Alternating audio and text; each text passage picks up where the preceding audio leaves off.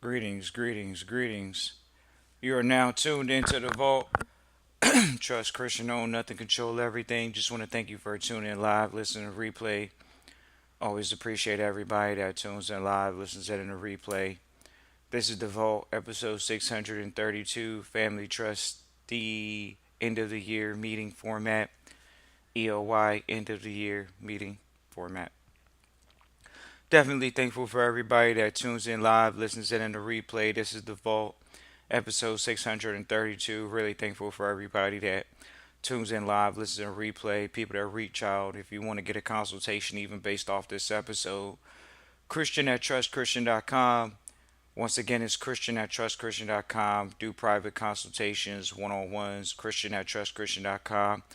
A lot of the episodes that we do are based off of enrolled trustees currently or things that we've encountered in the past, maybe current consultations that we have, things of that nature. So this is for the trustees that have gone through trustee training. We always appreciate you all. Thank you all. And so we know that they listen still, and so we definitely want to put that message out and share with them today, specifically on this particular episode. Family trustee end of the year meeting format, and this is one of those things that a lot of times, a lot of things only come from experience, ladies and gentlemen. So end of the year meeting format. We have a set date. We would like to make this date before the 15th of December. Traditionally, families really cut down. A lot of businesses cut down. So it's challenging to move, do distributions, and things of that nature. If you're going to do anything past December 15th, pushing the 20th for sure. And so when we talk about the end of the year meeting format, we're talking about walking into a meeting. It's a set day once again uh, before the 15th. We would like to have the meeting be set for at least an hour. It could be more than it could be as many as two. Doesn't have to be two. End of the year meeting format could be a site visit. Could be actually a private family retreat, a board retreat for the Family Foundation trustees. Once again, that is a business trip, business for that purpose. So we're holding a meeting. In this meeting, first thing we want to go over is date, time. Uh, so once we know that, we also know who's going to be present at the meeting. The members that are going to be at this meeting, team members, quote unquote trustees, that are going to be at this meeting should get a formal letter. Shows a level of formality. So they're getting a letter before the meeting. They're getting various topics, agendas. You may be discussing distributions. Uh, you may be discussing whatever it is. It's an agenda that's sent out to the trustees before the meeting. Alrighty. Once we have the trustees have their agenda, we come to the meeting. Uh, we start the meeting. In turn, we should have a secretary present in the meeting. Should have some level of technology recording the meeting, even if it's a recorder, so it can create a transcript on paper. So these meetings are recorded. You're utilizing technology tools now. It doesn't matter if you're senior or younger. Technology tools. Uh, Inside of the meeting, we're stating the purpose of the meeting when we first start out. Traditionally, we have trustees read out the mission statement of the family estate. This is something that's very important. It brings a lot of it brings us to the first thing of always importance, which is why are we sitting here? Which is for what purpose are we sitting here? We're sitting here as a family. We're sitting here for the purpose of bettering our family, our last name, our bloodlines, or the agenda that our specific parties that are in this room are here to administer and move on and steward. So once we've stated that, we may state more of the agenda, and then we go into various different topics. Things may need to be brought up by individual members about those various different topics, or it may be a vote. And it may just be a simple vote cast because there's already been an agenda with statements of things that need to be voted on. They're just a simple in and out voting process. So you have a simple in and out voting process, maybe for a few action line items, maybe for quite a few. From that point forward, there is a Okay, so say somebody says, hey, what if there's a disagreement in the meeting? Well, first of all, there should not be a disagreement in the meeting. There should be an agreement because that's the purpose of sending out the agenda before we get to the meeting. Is if somebody has a disagreement, they should bring it up before the meeting. So, how soon should those agenda letters be sent out to the team members? It should be sent out at least 10 business days. At least it allows them at least a week to respond and for them to at least put levels of rebuttal when we come into the meeting. We already know that this person not agreeing. And so when you have larger estates, there are going to be moments where there are contention. And in turn, we have to address that. And so one of the fail safes that you put in place is sending out the agenda in advance before the meeting so people can vote. And if there is a disagreement unanimously or ununanimously, then we know as well before we get to the meeting. We know levels of thoughts and sentiment before we get to the meeting. So we're in a meeting. We voted. We may get to a point where we're planning out the next meeting. Next meeting could be in 3 months. Could be in a month. Just depends. Could be next. Could be another day or a week soon. Could be we have one meeting here at the end of the year. We see some things we need to make some changes on. You can have another meeting before the end of the year. That's up to you all. You got more than one board meeting, more than one private family retreat visit, private family retreat board meeting. Why? Because these are meetings that you have to have when you're dealing with assets. So it's a real purpose before the meetings. So let's just say we've already voted, and now we're moving on to what's the next meeting going to be. Recording is still going. Uh, at this point, we're talking about the next meeting. What do we need to do? What does each individual member need to do? What's their responsibilities, roles, and duties? One of the things that you all can do as the end of the year format, something you can build into your quality controls for trustees, and this is for trustees across the board, is put a voting system in place for how well it's a judging system, it's a critiquing system that you put in place. You can put this in your business, put this in trusteeship, which is a rating system. Trustees get to rate other trustees on their performance over that past year, on how well they were able to protect assets, how well they were able to preserve assets, how well they were able to gross assets. Those are some key measures that we judge each other as trustees inside of trustee trust though, for sure. We're judging each other. We have a format as a judging system. It's a quick little check box. If they check it, if they don't check it, we could judge it based off a scale of 1 to 10. Once again, that just means that this trustee is really a great performer at this, at growing or protecting, or once again, this trustee may be great at another element. And so once again, it puts a format in place for future trustees to know, okay, while I'm being graded on these abilities, maybe I fit better in this category, and they're great at that, and you are aware of that. But the rating system allows you all to really move roles around and predict future roles and responsibilities when people aren't performing sometimes, or when they are performing, you keep them in positions you promote from within, things of that nature. And so some people say, well, what is a good in-depth quality control mechanism that we use at the vault and that we're aware of? So when you read Think and Grow Rich, when you all read Think and Grow Rich, there's a survey inside of there's a QQ. It's a quality control survey. If you all read Think and Grow Rich, it's pretty much in the book. We're pretty sure it has never changed. Pretty sure it's the QQ, it's the quality control survey. It's in the book, ladies and gentlemen. If you read Think and Grow Rich, we had a trustee ask us about that recently about Think and Grow Rich, and we shared with them that that is a good quality control survey inside of that book for trustees that are looking to make themselves superior. Yes, of course, you're going to read Think and Grow Rich, and you're definitely going to use that survey, and you're going to put that in the actual structure of the trust. Now, you think about how powerful that is, putting a good quality control survey for each individual member and having that recorded every single year. From year to year, you know what comes up in your life. We've had trustees say, oh, I was a trustee and then I took a year off. I was never a trustee, and I'm stepping into my trusteeship. So once you step into your trusteeship, what are your critiques? What are your judging mechanisms to find out? We used to always ask one of our mentors, well, we need a test for trusteeship. How do we know we're a good trustee? He said it's just living it out. Well, okay, at the end of the day, it is living it out. You still need some quality control mechanisms in place. One of them is the Think and Grow Rich book with the quality control survey that's inside of the book. It's in the book, ladies and gentlemen. We don't know the exact page. It's in the library next to us. We don't have it sitting directly in front of us. Feel free to read the book, and you'll learn a lot and get a lot of value out of it.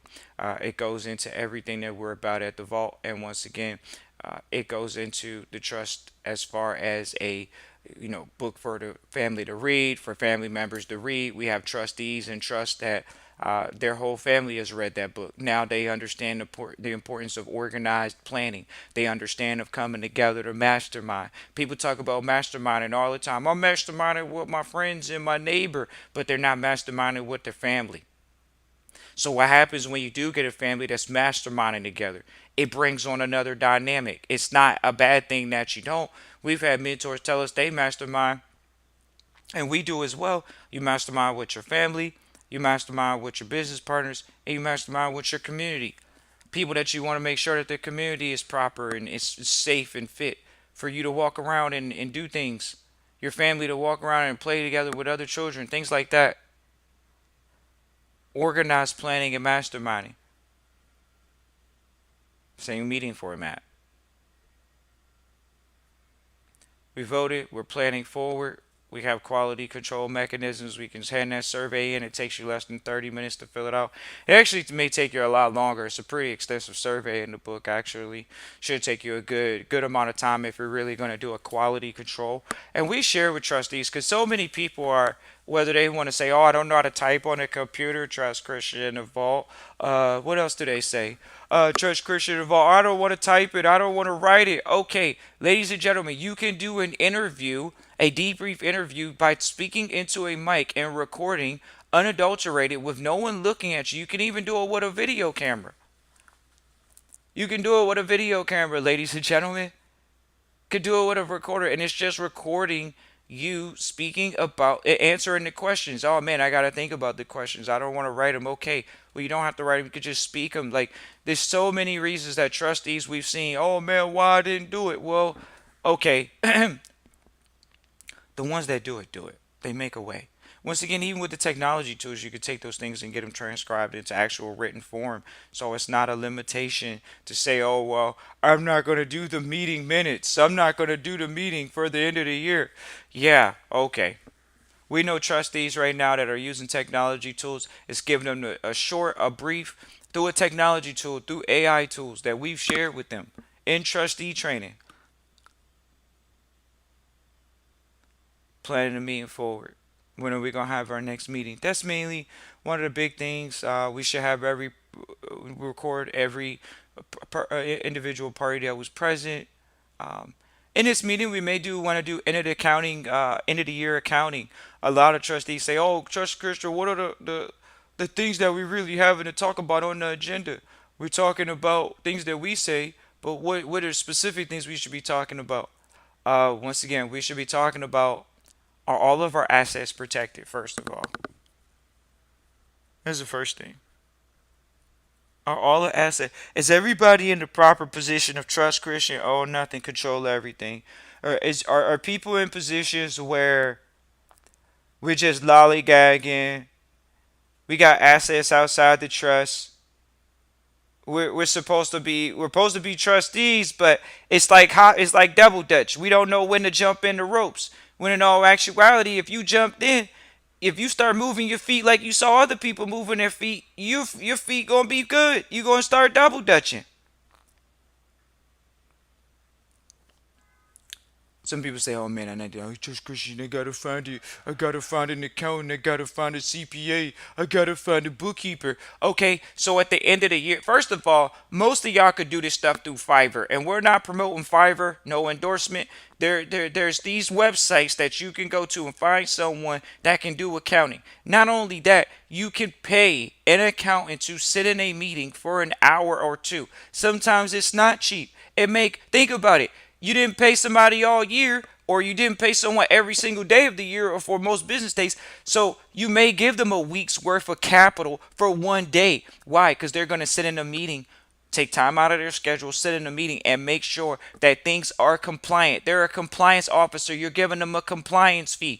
The compliance fee may be $300, $500 an hour. It may be $1,000 an hour. We don't really see someone having to spend more than invest. To have a good CPA sitting there, it shouldn't cost you more than 3 grand. If you have a accountant or somebody from a firm that has good credentials and they're willing to sit in on a meeting for a day, make sure things are compliant, make sure that they go over the numbers, the business account numbers. The thing about it, ladies and gentlemen, see, people worry about the hourly cost when in all actuality, what happens when you have multiple entities that you're a manager of for the family estate? When you bring in that party now, that's what they're really charging. So they may charge $2,000, $1,000 an entity, and they may charge for hourly work, things of that nature. So you're looking at someone that's going to be sitting there for multiple entities, and doing, whether you call it bookkeeping, whether you call it accounting. Once again, they're doing it for a whole year or a quarter or however long, and in turn, they're sitting there and they're doing their job. We're paying them to do their job. They're sitting there, they're doing their accounting job. They're doing something that you're not supposed to be doing as a different type of position as a trustee. They're there for accounting or bookkeeping or whatever you say purposes as far as like compliance with that. And so once again, they don't have to be a trustee to come in a meeting. They should sign non-disclosure to come into that meeting. So we recommend trustees have non-disclosures with outside parties if they're sitting in private meetings. And so once again, you can feel comfortable with them sitting in that meeting. A lot of trustees have a little bit of hesitancy. Oh, what about the even current accounting you have? You should have them sit in a meeting. Why? And feel not scary because you want them to critique and think about it. If they don't say anything, obviously you did everything right. If you didn't do anything right, and they're signing off saying, "Oh yeah, I was the audit officer sitting here today," and you ask them, will they sign off as the audit officer or the compliance officer that day? Then they're signing off with their credentials too, their professional credentials. That's why it's good to create these outside contracts.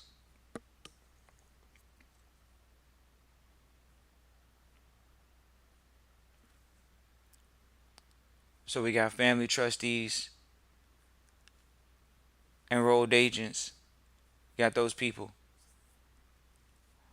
Uh, should you have a family lawyer sitting in the room? Sure. Not always necessary, but good. Why? Because if you have contracts, they can read over those contracts right then and there. A lot of trustees have issues with that type of stuff.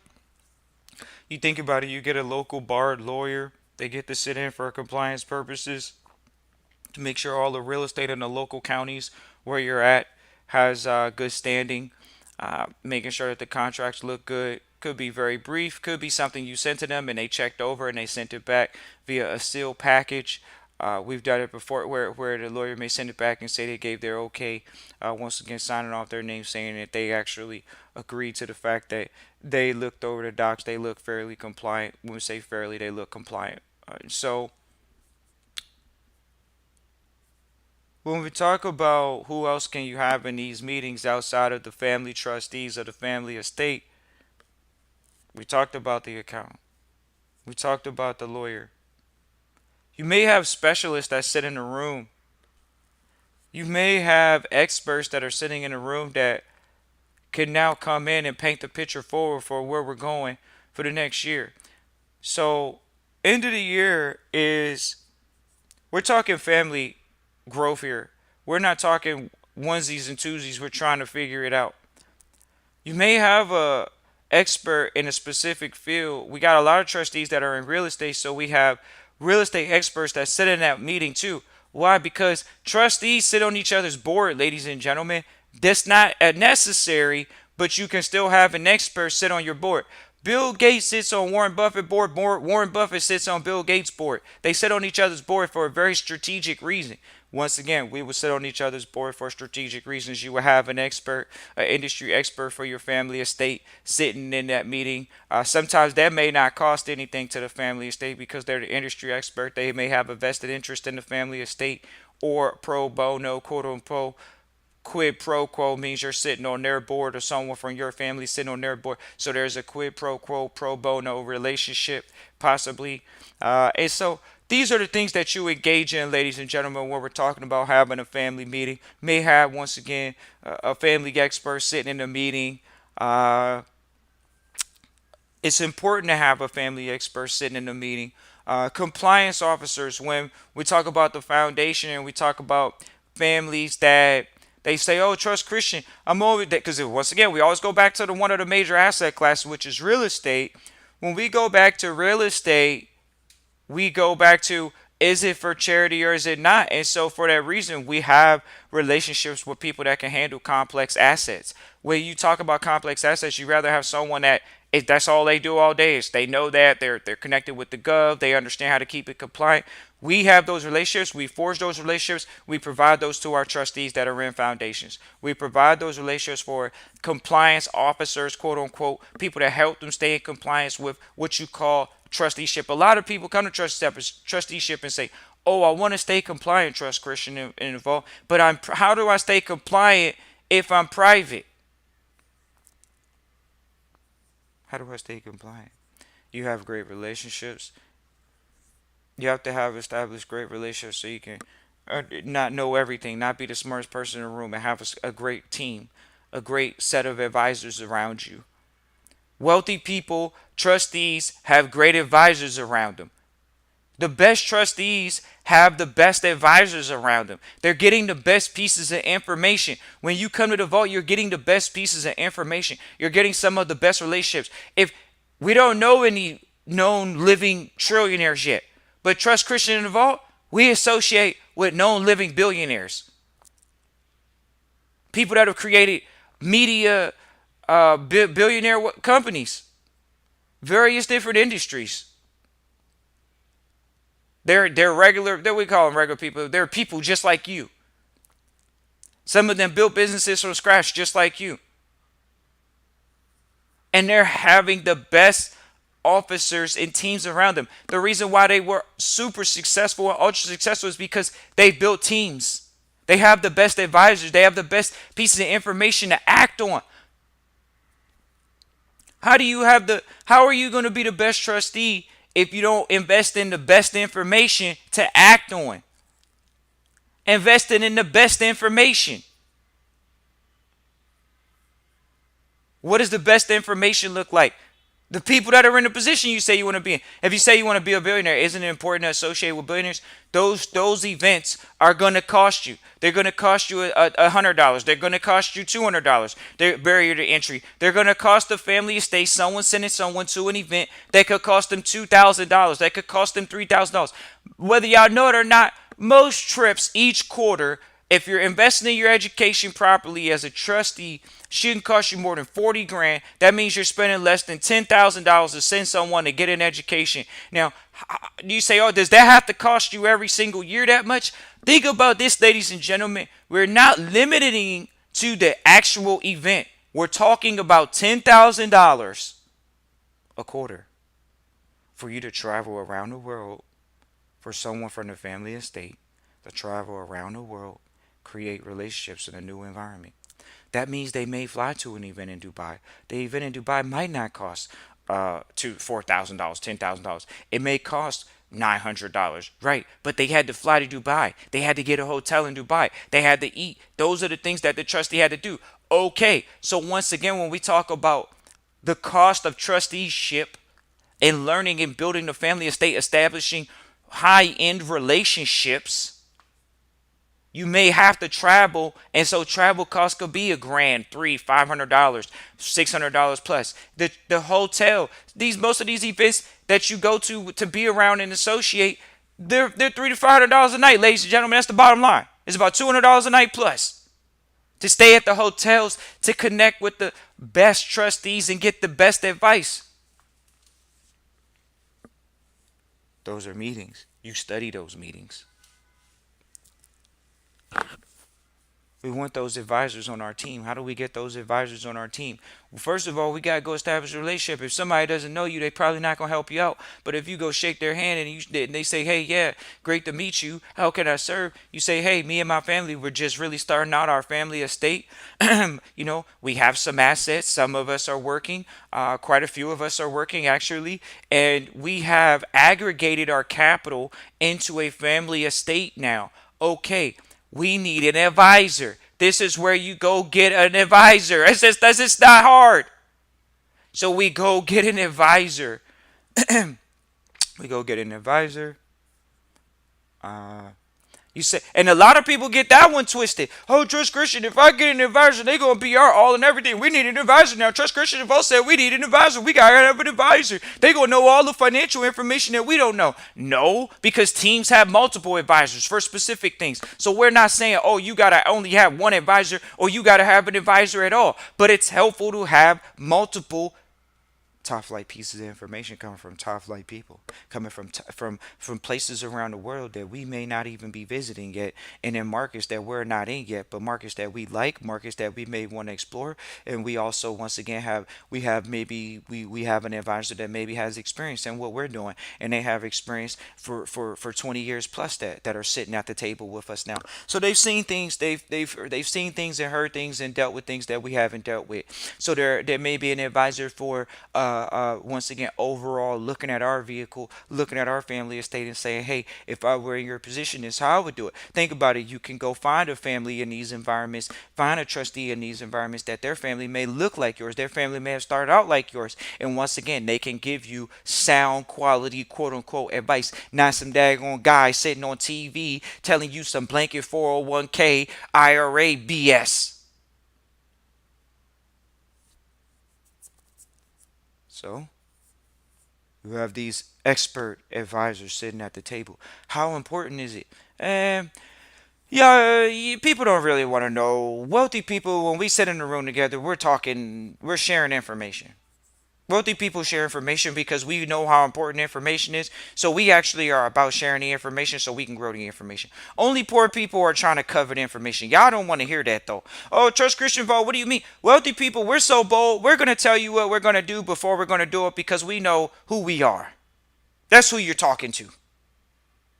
When you talk about, oh, Trust Christian Vote, do wealthy people share information? They share what they want to share, no doubt about it. But we share because we understand that the more we have someone else working on the problem, the easier it is going to be when they get to a point and they get stuck, they're going to come back and say, hey, I've solved part of this problem. This is where I got. They started solving the problem that you brought up. So it's all about solving problems. It's all about finding people that can help you solve problems, ladies and gentlemen. So we have conversations in the room together. Once again, do we congregate together? Sure. Why wouldn't we? Why wouldn't you? That's the cost. What's the cost, Trust Christian involved? I want to know, is it a cost associated with being a trustee? Somebody actually asked us that. So how much is the cost associated with trusteeship? They might as well ask themselves, how much is it cost for me to go get a college education for my family estate? How much does it cost to get a quality college education for my family estate? And if you all knew it really, once again, if you said 40 grand a year, that's probably what it could be. If you all talk to some of the better managers, they'll tell you set aside. Once again, if you go to some of these events, you'll be able to talk to some of the better managers. You'll be able to find out some of the better trustees. They will literally tell you how often they're traveling. But remember, if you're talking to somebody that has a family estate that's over $50 million, $100 million, and they're traveling to find deals to put money places, they might be traveling every month. But you can still have conversations about how much their trips cost when they do. Some of the ones that they do go to, how much does that event cost? How much does it cost to go there? How much does it cost? These are associated costs with being a trustee. You can find out what their cost is. See, people don't think about that. Oh man, why would I have somebody else? They competition. They sitting on my board, but I'm not sitting on their board. So what? They signed a non-disclosure agreement. They understand how important it is. What happens when they see, oh wow, you know what? Johnny right there, he got a business. Oh yeah, and his mother, she got a business in the medical field. You know what? Our family, we got hundreds of millions. Guess what? Yeah. Oh yeah, she needs $700,000 for her medical business. Guess what? Ah, I'm gonna give them the money. I'm not gonna really, but I'm gonna sit on the board because they're already sitting on the board. I'm gonna put them in contact with some people. Hey, I see that you guys have a good business here. We got trustees right now. They got businesses. But how many of you all are going to go let a billionaire sit on your board for your business? Oh no, Trust Christian Default. I don't want to let a billionaire sit on my business. And don't think we don't hear this. We're saying it the way they say it. They sound sorry saying it to themselves, not to us. Why do we say it's sorry?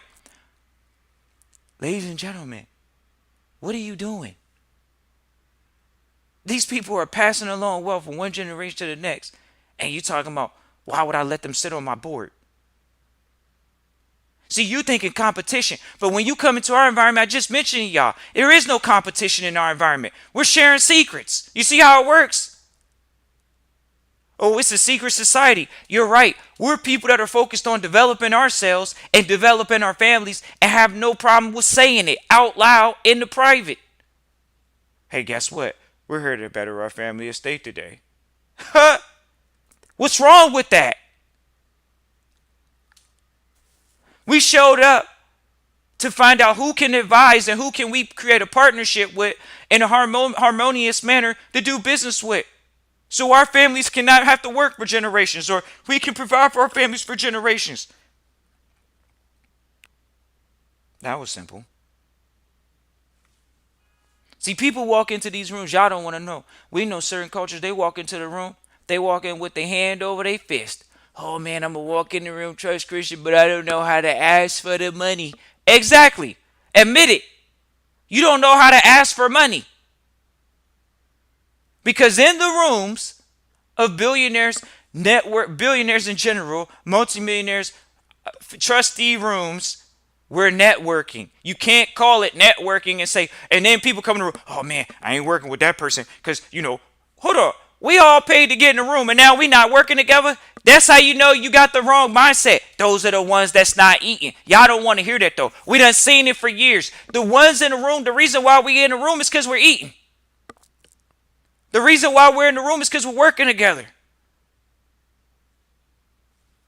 That wasn't hard to realize. Who keeps coming back to the well? The ones that's drinking and they're getting water from it.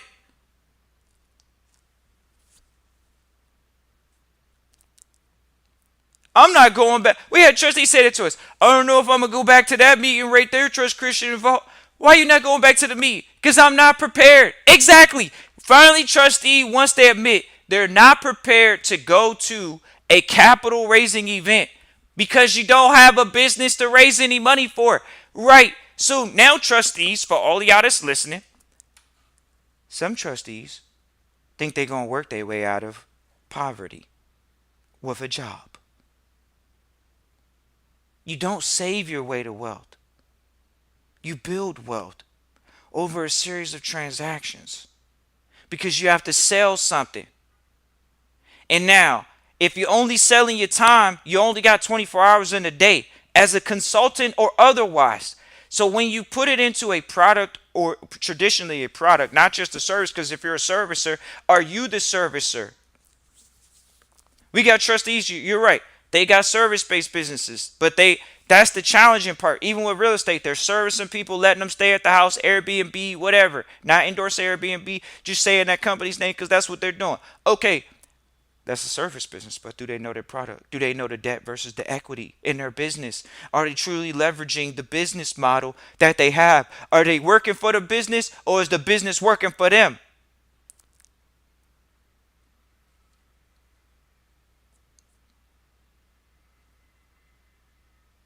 Once again, having no senior advisors, they allow us to have these in-depth conversations of where we are as trustees. Some trustees might listen to this and say, oh man, Trust Christian fault. I don't need no end of the year critique. I don't need a quality control statement. I don't need it. I don't need it. What are you talking about? Okay. For the trustees that care, that are listening to that want the value. End of the year, you judge yourself. You self-analyze. You self-reflect. One of the ways you do that is through the wanting the Think and Grow Rich book. You give yourself an opportunity to look at yourself, because most of the time as a trustee you're not looking at yourself, you're looking at the estate, you're looking at the numbers. You don't need to worry about your feelings, you don't need to think about your feelings. This is business, this is family business. So we're thinking objectively, how can we put our family in the best position possible? One of the things that we wanted to share, and this is one of the things we're going to say it while we remember it, because it's so valuable. Outside of, what is that, like the values, writing down maybe your top 5 values, top 10 values, throwing that into the half of the family estate, is so valuable every single year. Not just to do the value statement, what are we going to say, the thought will come back to us, but it's so valuable, not just with, you want to do the values, ladies and gentlemen. Because throughout the year, you're focused on the mandate for the family estate, but at the end of the year, you're doing a self reflection and focusing on yourself. What did you do right? What did you do wrong? What could you do better? Oh, yeah. And here's another thing, it's so valuable to paint the picture forward properly. The reason why the best CEOs, from our opinion over at the Vault, if y'all say Trust Christian Vault, what's like a great advisor? What are we looking for, a great advisor? We're looking for somebody that can predict the future. We're looking for a rainmaker. We're looking for somebody that can bring money into the family estate. Bottom line, and that's a hard pill for people to swallow, because everybody doesn't even qualify as a trustee at that point. Like, trustees supposed to be bringing money into the family estate. It ain't really rocket science, but it ain't easy to do neither, especially if you have a job mentality. Because here we go, it's so valuable. You got to have a big picture. You got to have a vision. When you in trusteeship and you talking about, oh, I'm thinking for generations, you got to think about having more money than you need right now. Some people that work, for the most part, are just thinking about the money they need right now. But if you're thinking about, oh, I'm thinking about successor trusteeship, which we know trustees are thinking about. If you think about successor trusteeship, if you're thinking about future trustees, if you're thinking about one generation, two generation, three generation, four generation, you got to read Think and Grow Rich by David Schwartz. Bottom line, that's called Think and Grow. That's called the magic of thinking big. How you go? Most people are programmed to work for themselves, do for themselves, get it for themselves, be for themselves. So when you talk about being in trusteeship, you're talking about thinking big. You're talking about thinking out one generation, two generation, three generation, four generation, however many generations. Everybody talk about generational wealth. That's the whole. That's the hashtag in trending. Well, if it's in trending that you're thinking that way, then what are you reading before you go into next year? The whole fiscal year for your family estate. Did you read The Magic of Thinking Big? Are you thinking big? Are we going big this year? Did we go big this year? Or did we come home this year with nothing in our hand? Did we have any savings this year? Or did we go into the negative? Are we following the trend of the United States and going into debt? Or are we focused on growing the family estate and sitting here trying to lie to our children, lie to our family estate, say, oh yeah, every citizen's got a debt on their name. No, it's not. Only poor people got that on their name because they're accepting welfare. But our family estate doesn't accept welfare. So we don't have debts on our quote unquote name because we don't need a social security, because we don't need a legal name. We do business through the proper legal entities, correct? See how that works when you're doing it from the proper private family perspective? It's real simple. Magic of Thinking Big. David Schwartz. Audio book it. We promote it.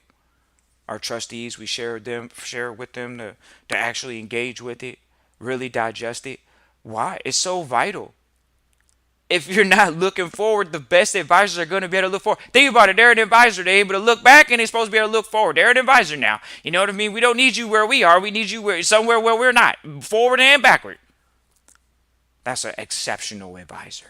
Sometimes we have advisors for both. An exceptional advisor.